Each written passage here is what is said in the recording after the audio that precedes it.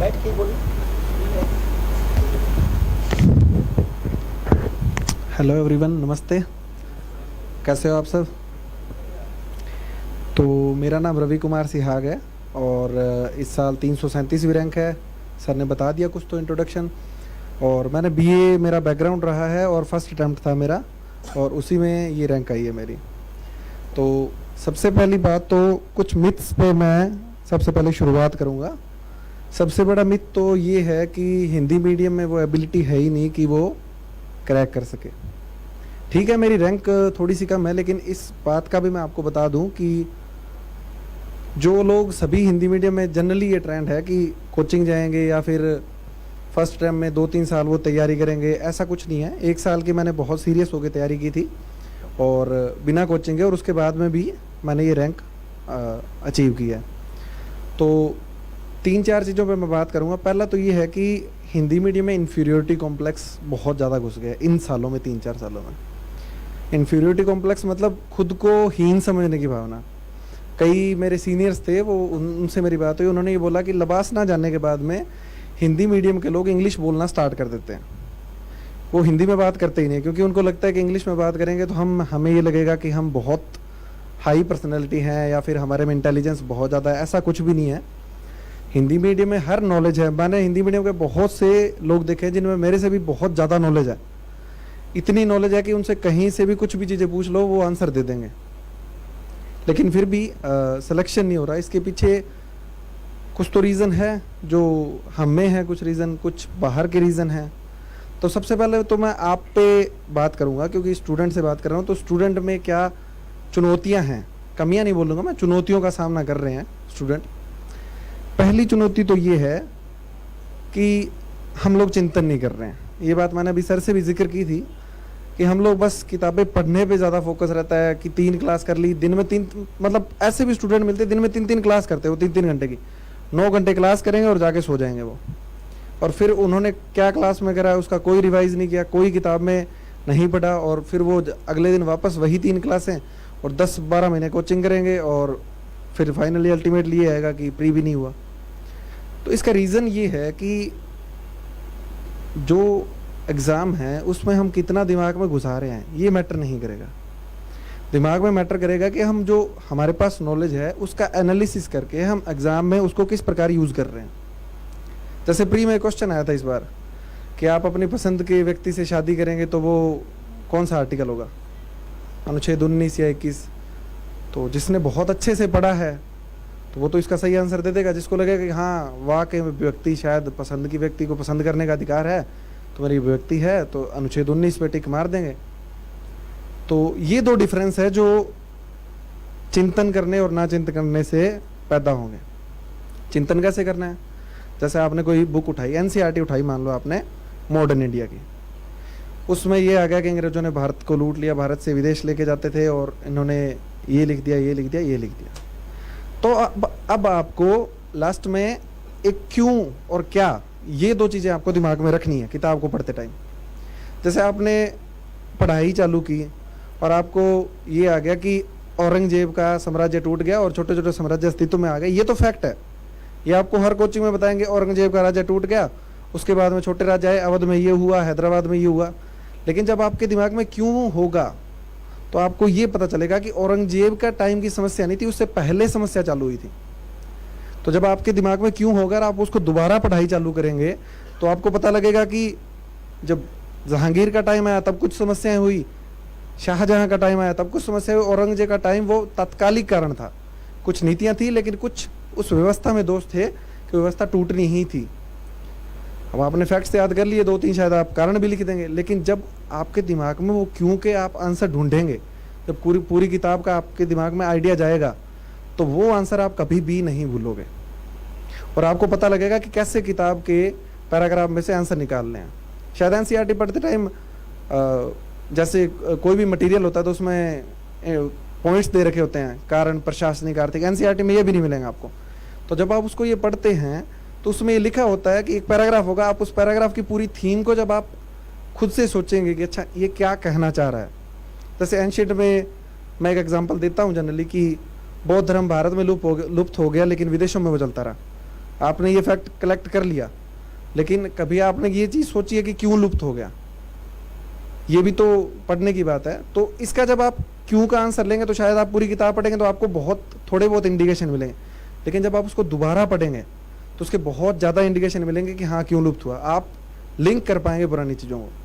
तो सबसे ज़्यादा ज़रूरी यही है कि एक तो जो मटेरियल जो ब्लाइंडली फॉलो करते हैं, बहुत सारी बुक लिस्ट है। कई लोग मेरे से बोलते हैं कि आपने इतनी किताब में इतनी कम किताबें पढ़ के कैसे कर लिया। जैसे हिस्ट्री की मैंने सिर्फ 3 एनसीईआरटी पढ़ी थी पुराने वाली, उसके अलावा कुछ भी नहीं पढ़ा, और उन्हीं से ही थोड़े से मटेरियल से खुद के लिंक कर करके मैंने बनाया। तो मैं ये बोलता हूँ कि जब थोड़े में हो रहा है तो ज़्यादा भीड़ इकट्ठा करने की कहाँ नीड है। जब आप उस थोड़े में इतना मटेरियल दिया हुआ है कि आप उसको कर सकते हैं, क्योंकि क्वेश्चन आएगा 150 वर्ड में लिखना होगा आपको। 150 वर्ड में आपके पास जितनी इन्फॉर्मेशन है उतनी बहुत परफेक्ट होती है। तो आप उसको पढ़ेंगे, उसमें अपना दिमाग यूज़ करेंगे, तो फिर ये चीज़ होगी। अब बौद्ध धर्म के लुप्त होने में बौद्ध धर्म की में भी कुछ कमियां थी, ब्राह्मण धर्म के कुछ उसमें कारण थे कि उसने कुछ सुधार किए। तो ये सब कारण जब आप दोबारा पढ़ेंगे तो आप सबको समझ में आएंगे। दूसरी बात मैं ये आपको बताना चाहता हूँ कि लालच से बचना है। बाजार में जाते हैं, दुकान है बहुत सारी, वहाँ पे बहुत सारा मटेरियल पड़ा होगा, सबके साथ होता है। मेरे मन में भी आया था लालच, और मैंने कई बार कुछ नोट्स वोट्स उठा भी लिए थे। तो ऐसा नहीं है कि कभी बाहर की चीज़ें एक्स्ट्रा चीज़ें बड़ी भी नहीं, लेकिन उठाने के बाद जब मैंने उनको खोल के पढ़ा तो मुझे बहुत रिग्रेट हुआ कि ये चीज़ें मुझे पहले से आती थी और मैंने अपना टाइम वेस्ट कर दिया इसको पढ़ने में। लालच से बचना है, खुद का मटेरियल आपको देखना है। सिलेबस आपकी जो छोटी छोटी किताबें होती है उसमें वो सिलेबस कवर हो जाता है। तो ये नहीं है कि इस कोचिंग का भी उठा ले, इस कोचिंग का भी उठा ले।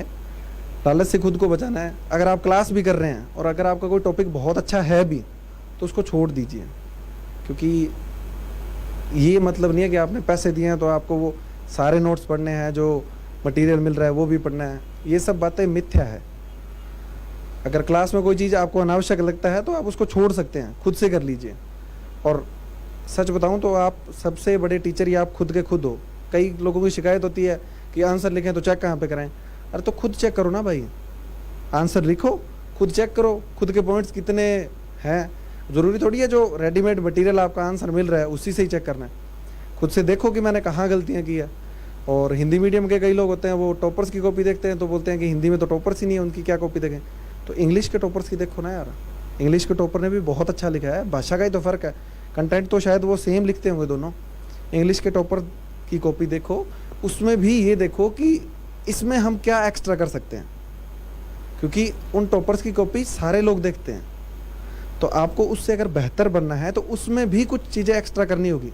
आप उसको एक एज ए टीचर मतलब चेक करो कि मैं एक टीचर हूँ, मेरे को मार्क्स देने हैं। आपको ये देखना है कि उसमें भी कहाँ कमियाँ हैं, क्या मैं नंबर उसके काट सकता हूँ कुछ, क्या इसमें मैं इम्प्रूव कर सकता हूँ, कुछ सजेशन लिख सकता हूँ।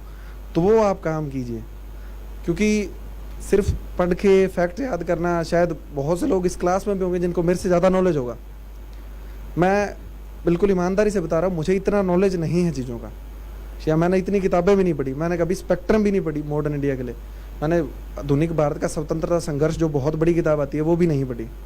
सिर्फ एनसीईआरटी और कुछ छोटे मोटे रिसोर्स का सहारा लिया, उसके बेस पे मैंने अपना तैयार किया था। और जैसे एथिक्स के लिए बात करूं तो एथिक्स तो सितंबर में एग्ज़ाम था, तो मैं अगस्त में मैंने एथिक्स स्टार्ट किया था सर के पास में, और सिर्फ 15 से 20 दिनों में सर ने कुछ हेल्प की तो 15 दिनों में मैंने एथिक्स कंप्लीट किया।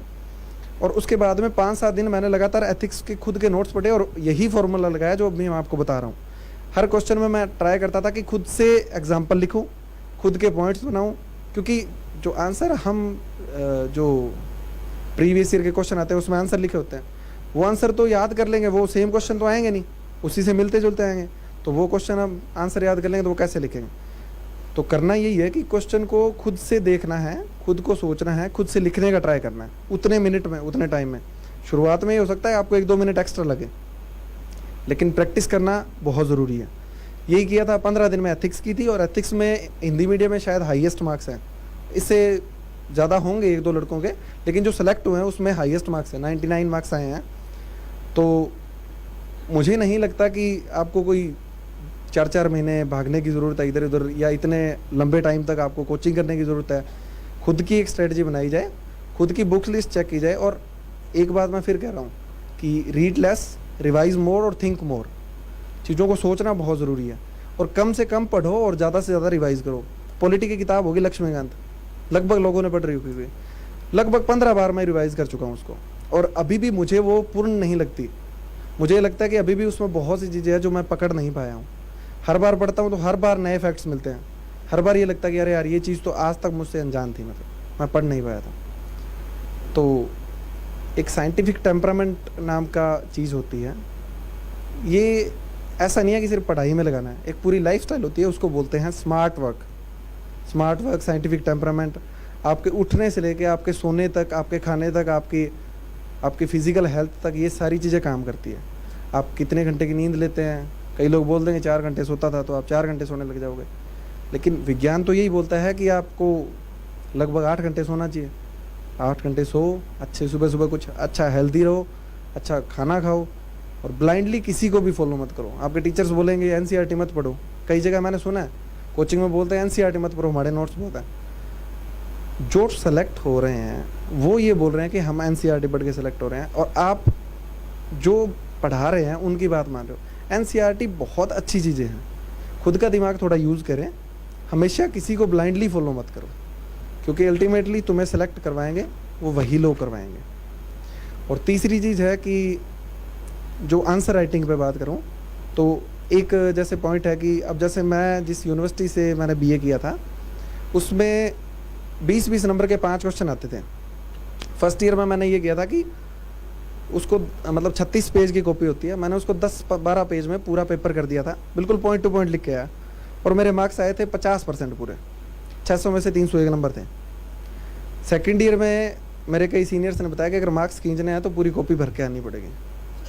अब जो क्वेश्चन आया, चाहे मुझे आता है चाहे नहीं आता है, मैंने उसमें पूरी 36 पन्ने भर के आया हूँ हर कॉपी में। सेकंड ईयर में 65 थे, थर्ड ईयर में 73 थे। यही स्ट्रेटजी सेकंड ईयर में की, यही थर्ड ईयर में की।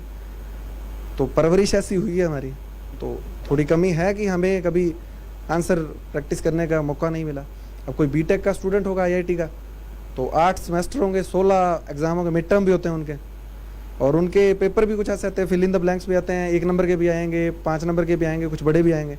बहुत पॉइंट टू पॉइंट लिखते हैं। मैंने कई लोग, मेरे दोस्त थे बीटेक करते, बहुत पॉइंट टू पॉइंट लिखते हैं। तो उनकी परवरिश ऐसी हुई है कि उनको पॉइंट टू पॉइंट लिखने की हैबिट है। हम लोग जब बॉलिंग करने आएंगे, कोई बॉलर बॉलिंग करने आता है तो ग्राउंड के बाहर से थोड़ी आता है, तो ग्राउंड के बाहर से हम लोग बॉलिंग करेंगे, 1 पेज में इंट्रोडक्शन लिख देंगे। ये बहुत बड़ी समस्या है, क्योंकि कोचिंग में जब हमें लिखाते हैं तो बहुत बड़ा इंट्रोडक्शन लिखवाते हैं वो भी, और कोई ये नहीं बोलता कि इंट्रोडक्शन बिल्कुल छोटा लिखो, 2-3 लाइन का, क्योंकि 2 पेज है, उसमें आप 1 पेज में इंट्रोडक्शन लिख देंगे तो क्वेश्चन के डायमेंशन को कभी आप टैकल नहीं कर पाएंगे। तो ये टेम्परामेंट आप बना सकते हैं, क्योंकि आपको तैयारी करने के लिए 1 साल मिलता है। 1 साल अगर आप खुद में चेंज करने का ट्राई करें तो ये टेम्परामेंट आप बना सकते हैं। हमेशा लालच से बचें, लिखने का लालच, पढ़ने का लालच, क्योंकि अगर आप पढ़ने की ज़्यादा रिसोर्स रखेंगे तो आपको सोचने का टाइम नहीं मिलेगा। एग्ज़ाम इतनी मौके नहीं देता यूपीएससी की, आप आराम से सोच भी रहे हैं, 5 किताबें पढ़ रहे हैं एक टॉपिक की, फिर भी आपको सारों को लिंक करने का टाइम मिल रहा है। इससे बढ़िया है 1 किताब अच्छी सी पढ़े, उसको लिंक करें, बेमतलब के भटकाव से बचें, क्योंकि एक समझदार आदमी की यही निशानी होती है कि वो विज्ञापनों के चक्कर में नहीं आता। तो थोड़ा सा विज्ञापनों से बचना है। आप लोग समझदार हैं, सबको पता है कि फेयर एंड लवली से गोरा नहीं होता है, फिर भी लगा लेते हैं। तो ये लालच थोड़ा बचना पड़ेगा ना सबको। और यूपीएससी के एस्पिरेंट से इतनी उम्मीदें तो होती है कि वो कुछ चेंज खुद में कर सकें, क्योंकि जितना रिजिड बनेंगे उतना लाइफ हमें तोड़ देगी। थोड़ी फ्लेक्सिबिलिटी ज़रूरी है, खुद को चेंज करने का ट्राई करो, खुद पे कंट्रोल करें, थोड़ा लालच से बचें, और प्रैक्टिस और चिंतन ये दोनों अगर आप करेंगे तो मुझे नहीं लगता कि इंग्लिश और हिंदी मीडियम में कोई ज़्यादा डिफरेंस होगा, तो आप अच्छा कर पाएंगे। और अगर कोई क्वेश्चन होगा तो बाद में आप कुछ पूछ लेंगे तो मैं उसका आंसर दूंगा। Thank you.